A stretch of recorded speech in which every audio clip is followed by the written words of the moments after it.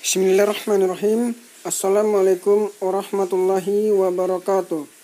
Pelajaran Anak Ustadz pada pertemuan kali ini adalah tema 1, subtema 2, pembelajaran 3, dan pembelajaran 4. Kita lanjut ke pembelajaran 3 di halaman 76. Di sini ada gambar ilustrasi yang berupa foto perbukitan. Perbukitan Indonesia itu sangat banyak dan sumber daya alamnya pun melimpah. Mulai dari sumber alam yang bisa diperbarui dan yang tidak dapat diperbarui, yang sudah pernah dibahas di kelas 4. Kemudian mengenai cerita di bawah ini, silahkan anak-anak Ustadz baca di rumah dan dipahami. Ustadz coba jelasin secara ringkas, yang mana Pak Anton dan Beni itu melihat lingkungannya, yang mana lingkungan di tempat tinggal itu sangat banyak. Sungai mengalir, airnya jernih, banyak ladang, sayur, buah-buahan, perbukitan, banyak tumbuhan, banyak hewan dan sebagainya. Kemudian kita lanjutkan di sini, kekayaan dan keberagaman ini bukan cuma itu aja, namun juga kondisi kependudukannya, yang mana penduduk Indonesia itu jumlahnya ada sekitar 254 juta jiwa, termasuk kita-kita yang ada di Batam ini. Dan penduduk tersebut tersebar hampir di 13.466 pulau. Mulai dari Pulau Batam, Sumatera, Jawa, Kalimantan, dan pulau-pulau lainnya. Kemudian juga banyak ragam suku, adat, budaya, ras, agama, dan golongan. Yang mengenai ini sudah juga pernah dibahas pada pembelajaran di kelas 4. Dan juga mengenai pendidikan. Ada pendidikannya tamat SMP, SMA, pendidikannya sarjana, dan seterusnya. Ekonomi, sosial, dan budaya pun demikian. Lanjut ke halaman 77. Ini contoh peta persebaran kepadatan penduduk di Indonesia. Ini berdasarkan data pada tahun 2010. Perhatikan yang ini. Tanda merah ini merupakan penduduknya paling padat. Kalau terus sampai ke atas, penduduknya makin menurun, makin sedikit. Kalau kita lihat dari peta ini, yang warna merah, pulau yang paling padat dengan penduduknya adalah Pulau Jawa. Sedangkan yang paling sedikit adalah Pulau Papua. Halaman 78, ini contoh peta persebaran suku-suku bangsa yang ada di Indonesia. Kalau kita lihat di Pulau Sumatera, itu ada contoh suku Minangkabau, suku Melayu, Lingga, Mandailing, dan untuk suku anak Ustadz, silakan anak Ustadz tanya kepada orang tua di mana daerah dan sukunya. Di halaman 80, sebelumnya anak Ustadz membahas tentang keberagaman suku. Sekarang kita bahas keberagaman agama. Di Indonesia itu ada 6 agama yang diakui. Islam, Kristen, Katolik, Buddha, Hindu, dan Konghucu. Islam merupakan agama dengan jumlah pemeluk terbesar di Indonesia, yang mana ke-6 agama ini tersebar di seluruh Indonesia, akan tetapi tetap hidup rukun, berdampingan, dan saling menghormati. Kemudian di sini ada tugas untuk wawancara. Silakan anak Ustadz cuma wawancara saja, tidak usah ditulis. Silakan wawancara dengan orang tua. Tentukan tempat dan waktunya. Tentu tempatnya di rumah. Kemudian korespondennya bisa menjadi anak Ustadz. Kemudian tugaskan tugas masing-masing. Anak Ustadz sebagai penanya, orang tua sebagai narasumber. Kemudian siapkan peralatan. Bisa berupa kertas, alat tulis, ataupun perekam suara. Kemudian anak Ustadz siapkan pertanyaannya. Tentunya dengan mengandung unsur adik simba. Kita lihat di halaman 81-nya. Ini tema wawancara yang akan anak Ustadz lakukan dengan orang tua, yaitu wilayah tempat tinggalku. Kemudian hal-hal yang harus diperhatikan adalah agama, suku, tingkat ekonomi, dan tingkat pendidikan. Kemudian, tulis hasil wawancara pada kolom ini. Yang pertama itu tentang fisik. Untuk Desaku yang Kaya, judulnya ini kita ganti menjadi Batamku yang Kaya. Yang mana luas Batam itu adalah 1595 km. Sedangkan batasnya adalah sebelah utara berbatasan dengan Selat Singapura dan Singapura. Selatan berbatasan dengan Kabupaten Lingga, barat Kabupaten Karimun, dan timur Pulau Bintan dan Tanjung Pinang. Sedangkan untuk kondisi alamnya, Batam merupakan dataran tinggi perbukitan yang lembab. Kemudian untuk non-fisik ini, yang mana agama di Batam itu mulai dari Islam, Kristen, Katolik, Hindu, Buddha, dan Konghucu ada. Kemudian untuk suku juga, mulai dari suku yang ada di Sumatera seperti Aceh, Batak, Minang, sampai ke Flores dan Papua sana ada. Kemudian tingkat ekonomi pun demikian. Ada yang rendah, menengah, dan tinggi. Kemudian tingkat pendidikan pun demikian. Ada yang berpendidikannya rendah seperti SD, SMP, dan SMA. Ada juga yang sarjana, S1, S2, dan S3. Kita lihat di halaman 82 dan 83. Ini ada cerita tentang kerukunan umat beragama di Indonesia. Sebelumnya Anak Nusa sudah tahu kan bahwasanya di Indonesia itu terdapat 6 agama yang diakui oleh Indonesia. Yang kemudian kita lihat di paragraf 1 ini, kerukunan umat beragama itu merupakan bentuk hubungan antar manusia yang damai berkat adanya toleransi agama. Harus saling menghargai. Kemudian kita lihat di paragraf keduanya. Kerukunan umat beragama ini sangat penting. Sangat penting bagi Indonesia untuk mencapai kesejahteraan hidup. Walaupun mayoritas penduduk Indonesia memeluk agama Islam, namun kita juga menghargai penganut agama lain. Silakan mereka melaksanakan ibadah sesuai dengan keyakinan mereka, dan kita pun melaksanakan ibadah sesuai dengan keyakinan kita, tanpa saling adu domba, tanpa saling caci maki, namun dengan selalu menghormati dan menghargai. Kita lihat di paragraf ketiga. Di sini ada Tri Kerukunan Umat Beragama. Ini merupakan program yang dicanangkan oleh pemerintah untuk menciptakan kehidupan beragama damai dan rukun.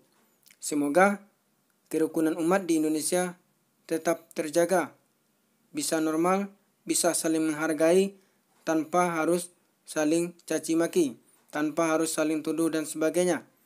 Kita lihat di paragraf 4, Tri Kerukunan Umat Beragama ini bertujuan agar masyarakat Indonesia bisa hidup dalam kebersamaan.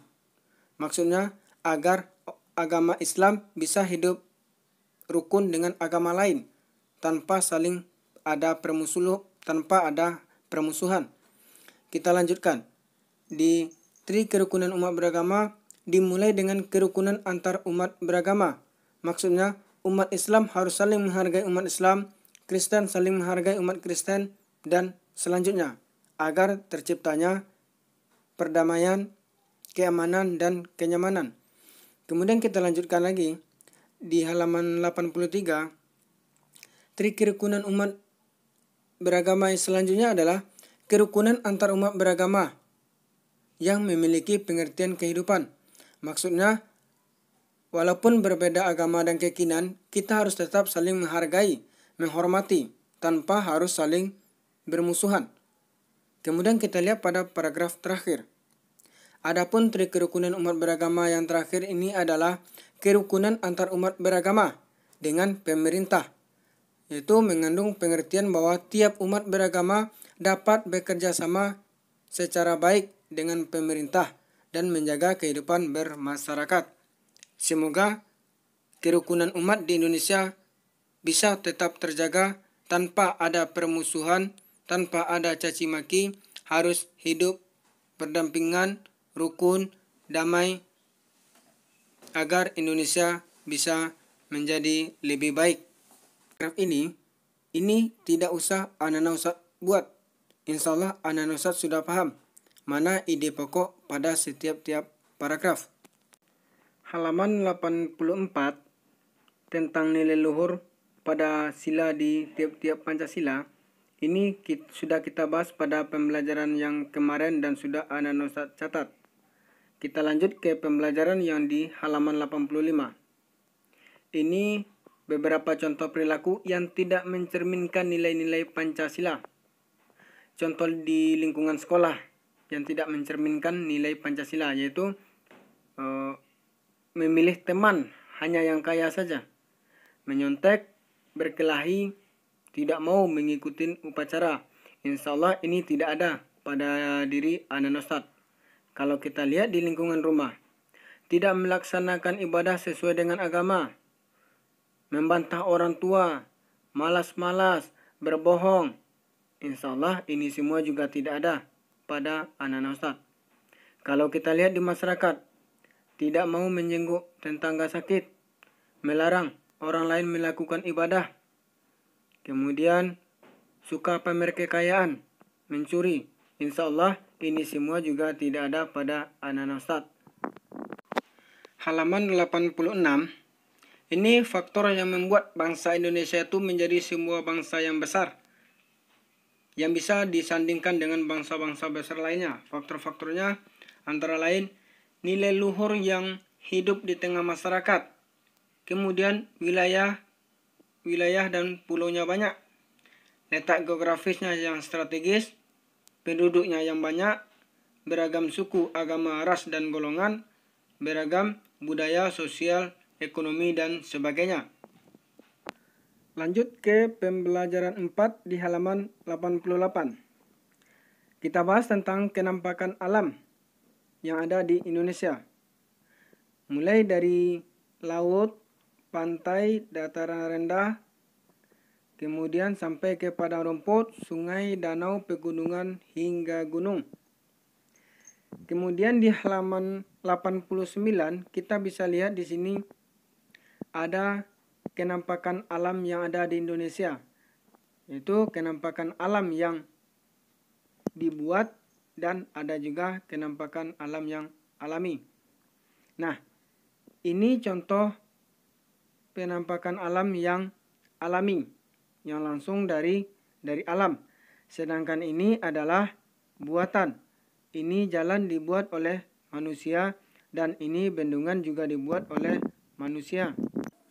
Kemudian untuk halaman yang 90 ini silakan anak-anak Ustadz baca dan pahami di rumah.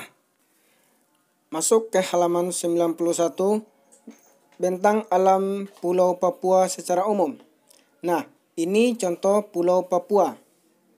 Pulau Papua itu merupakan pulau yang berbatasan langsung dengan negara Papua Nugini. Kemudian Pulau Papua merupakan bagian wilayah timur di Indonesia.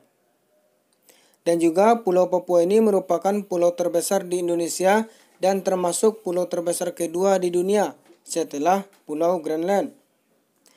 Kemudian puncak tertinggi di Indonesia pun juga berada di Papua, yang disebut dengan Puncak Jayawijaya, yang sebagian puncaknya ditutupi oleh salju. Kemudian untuk yang ini kita lewatkan.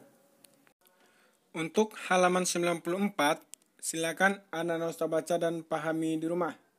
Mengenai bentang alam wilayah Indonesia yang bervariasi, yaitu tidak bisa dilepaskan dari keadaan iklim di Indonesia, yang mana cuaca adalah keadaan suhu udara, tekanan udara, curah hujan, angin, dan sinar matahari pada waktu pendek dan tempat tertentu. Kemudian di paragraf 2, letak astronomis Indonesia yang berada di wilayah tropis membuat Indonesia beriklim tropis. Ciri iklim tropis itu adalah suhu udaranya yang tinggi sepanjang tahun dengan rata-rata tidak kurang dari 18 derajat, yaitu diperkirakan sekitar 20 derajat Celcius. Kemudian ciri yang selanjutnya adalah lamanya siang dan malam hampir sama, yaitu 12 jam. Di halaman 95 ini, kita bahas tentang iklim di Indonesia, yaitu terbagi atas dua. Yang pertama, iklim laut, karena wilayah Indonesia memiliki laut yang luas. Yang kedua, iklim panas, karena Indonesia berada di daerah tropis. Di halaman 96 dan 97 ini ada cerita dengan judul Keragaman Flora dan Fauna di Indonesia, yang mana keberagaman flora dan fauna ini di Indonesia bahkan termasuk 3 besar di dunia, bersama dengan Brazil di Amerika Selatan dan Zaire di Afrika. Untuk cerita selanjutnya, silakan Anda Ustadz baca dan pahami di rumah.